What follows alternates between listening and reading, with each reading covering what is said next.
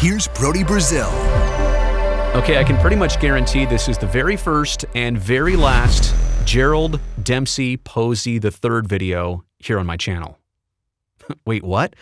The A's guy is making a Buster Posey video? Why now? Because he just retired and you think I'm going to wish him good riddance? You think I'm going to step all over him here? Absolutely not. Come on. I've got a little bit more class and taste than that, don't you think? I mean, not much, but enough not to go that route. No, in all seriousness, I wanted to talk about Buster because I think he is an interesting study. His career, the way it played out, the decision he just made to retire, but also his accolades. As a human being, as a baseball player, there are certain individuals that have come and gone in Bay Area sports that you pretty much can't ever even criticize because all they've ever done is the right thing all the way along. And I think Buster Posey is very much in line with that.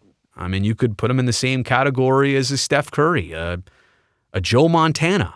He is that elite level of athlete here in Bay Area sports. And again, this is all from me on the other side of the Bay. I just want to add these thoughts. Baseball-wise, 12 seasons, did it all with one team. I think in this age and era, that's honorable. Certainly the Giants were in position to always make that happen, but he was also a person who was extremely loyal, never really shopped it around from what we understand, and also never a peep from him in terms of getting into trouble or being a bad teammate or controversial for any bad reason. He just did his thing and did it well. 7-time All-Star, obviously 3-time World Series champion, National League MVP in 2012, Rookie of the Year in 2010, won a Gold Glove in 2016, 4-time Silver Slugger Award, 2-time Defensive Player of the Year, 2-time National League Comeback Player of the Year, including this last season, also a batting champion in 2012.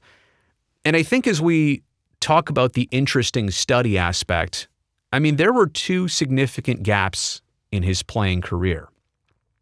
Obviously, the injury, the collision at home plate, which had him out for a season, the remainder of a season, and then having to rehabilitate. And who knows what other things that injury set off in terms of other problems, other setbacks. Clearly, he went on to win 2 more World Series, so he found a way to overcome that. But also in 2020, as he sat out that expedited, shortened season because of the pandemic and because of the twins that his family had just adopted, it's really interesting. You rarely see athletes kind of in the peak and prime of their career ever take time off. But what did he do in 2021? He came back with career numbers. And it really makes you look back in retrospect and say, should more athletes, more proven athletes who are getting to the latter stages of their career, should they consider that year off? Could they greatly benefit and extend their career and improve their performance if they were able to sacrifice just one season of their career? Like if you're 33 and you're banged up and everything is aching and you're worn out by the grind, could you benefit by taking year 33 off, coming back for 34, 35, 36? Are you getting 2 additional years because you took one off? Now, in the moment, for him, that was an easy decision.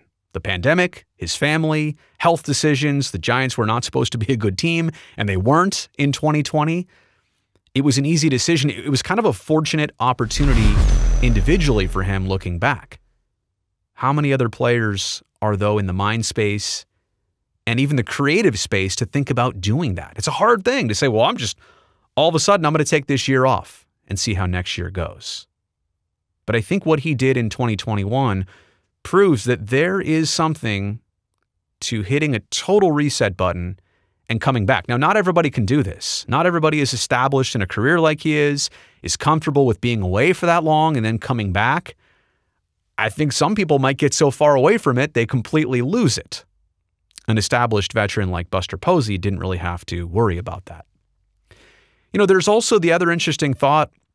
All during his career, people said, well, Buster's a catcher. Eventually, he's going to pay for that. His career will be shortened a couple seasons, or maybe eventually he'll have to go to the American League and be a DH, or the Giants have to put him at first base. Crazy enough, He took himself out of the mix before that ever even became a thing. And that's the bigger point here of why cut it short? Like you're on a team that just won 107 games. You had one of your best offensive seasons as a 34-year-old. Hard, so difficult to just call it quits right then, right there. He must have known all year long that this was an idea, this felt right. I'm sure he evaluated it as the weeks and months and series went on. And he made this decision so quickly after the season ended. It tells me two things. Number one, like I said, he'd been thinking about it. But number two, he wanted to do it in the best interest of his baseball team. A lot of guys can't make this decision on a whim like that. And they let the offseason progress. And maybe they even sign a new contract. Or they wait on that contract. Or they take it all the way up to spring training and realize, you know what, it's February. In 6 weeks, I'm expected to start all over again. I can't do it.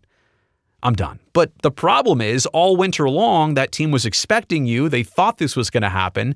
It's such a courtesy from him to his team to ultimately make this move now, let everybody know, so that the Giants can better prepare for a next season without him. I also thought it was interesting that he didn't engage one more season. He didn't want to have a farewell tour.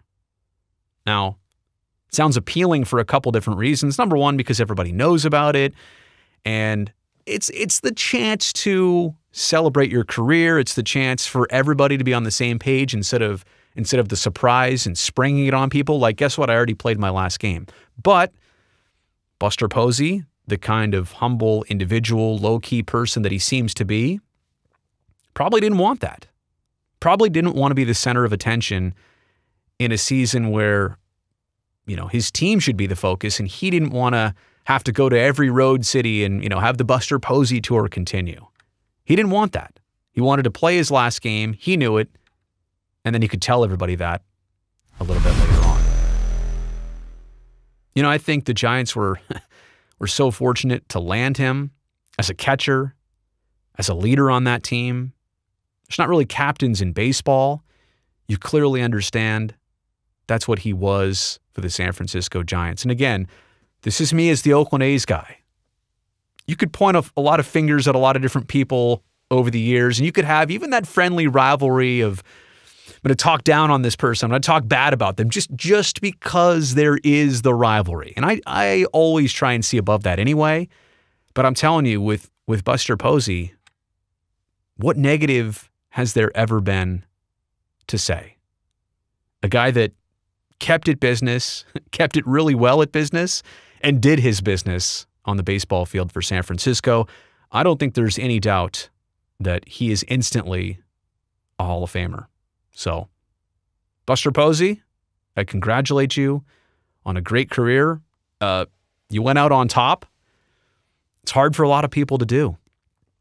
I mean, players sometimes want those last couple years. They're willing to fight through it. They're willing to play for multiple different teams, sign one-year contract after one-year contract. They want to squeeze every last drop out of that career. But for Buster Posey to say, yep, I don't know if I'm going to be better than this. I can see where things are going. I've had enough. I want to spend time with my family. There's more to life than just baseball. Baseball is what I did. It doesn't define me. Wow. What a statement. And that, Buster Posey, is why I really congratulate you.